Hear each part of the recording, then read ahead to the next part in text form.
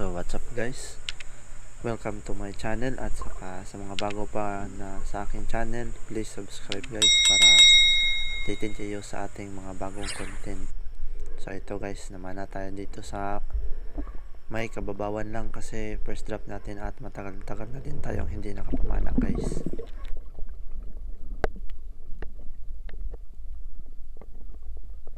So ito na guys, at nakikita nyo ay parang gubat, maraming kahoy.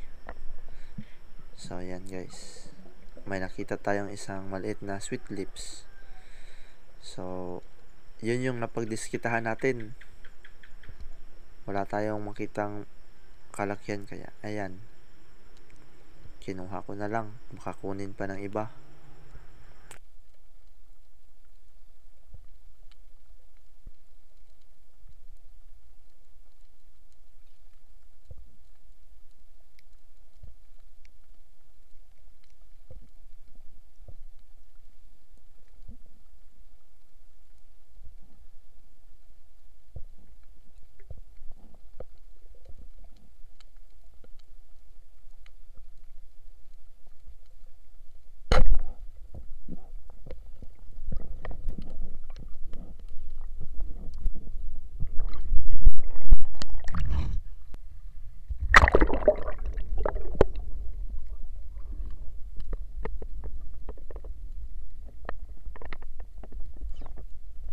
So ito na nga yung sweet lips guys, medyo maliit pa, kakasuhan tayo ng child abuse.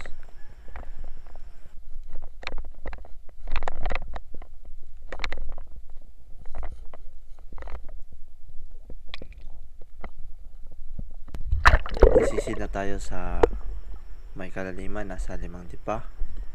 So ayan guys, nakita nyo ay tinatawag namin na habong. Yan ay dahon ng niyog na tinali namin dyan. Ayan guys, so dito ako kadalasan nakakahuli ng malalaking isda. So tingnan natin kung may malaking isda ba ngayon na dadaan. Pero kadalasan dito guys is mga indangan, mga talakitok at mga katambak.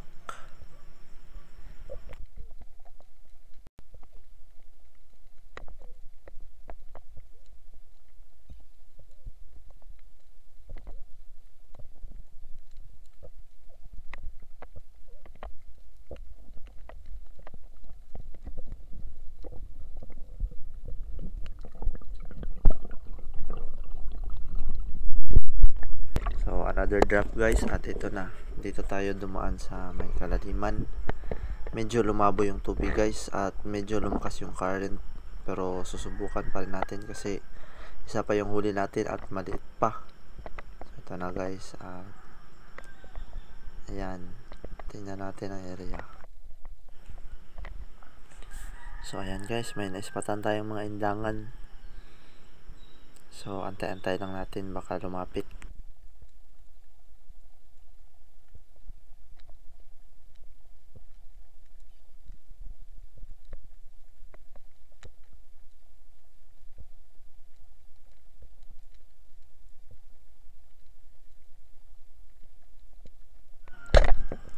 So hindi natamaan yung isda guys, so akit muna tayo.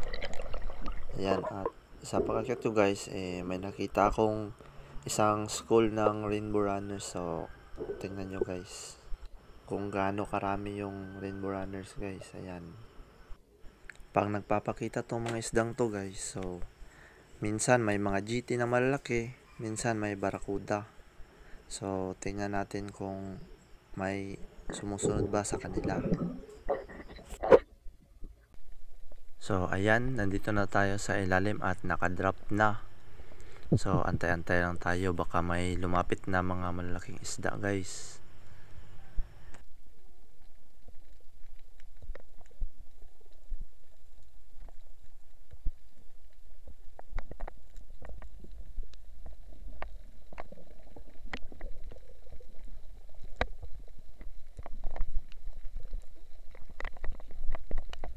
Ito na, at slow mo natin.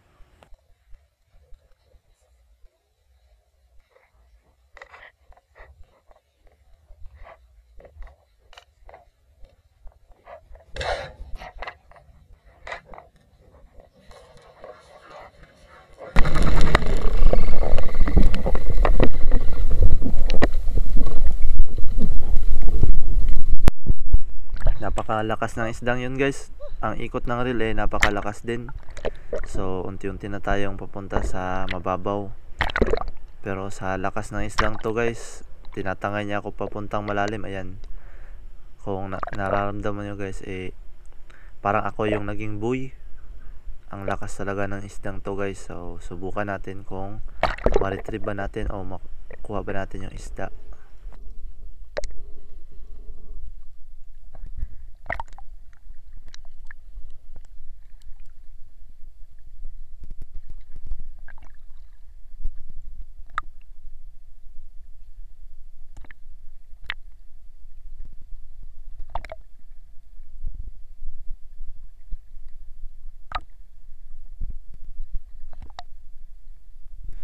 So ito na naman guys, at humihila na naman yung isda. Tingnan nyo, yan, halos tangay-tangay na ako niyan kasama yung pana ko.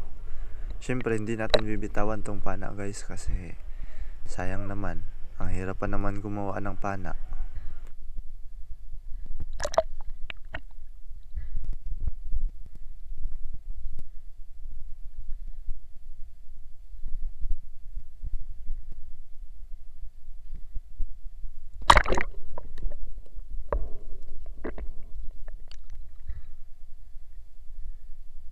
So ito na nga guys, at sa pangatlong hila niya guys, medyo gumaan yung pana ko guys, parang wala nang isda.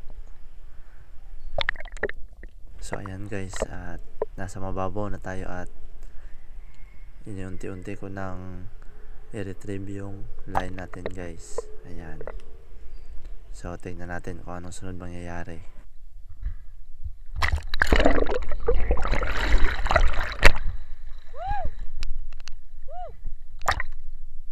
Ito na, at ginawa na naman tayong buoy.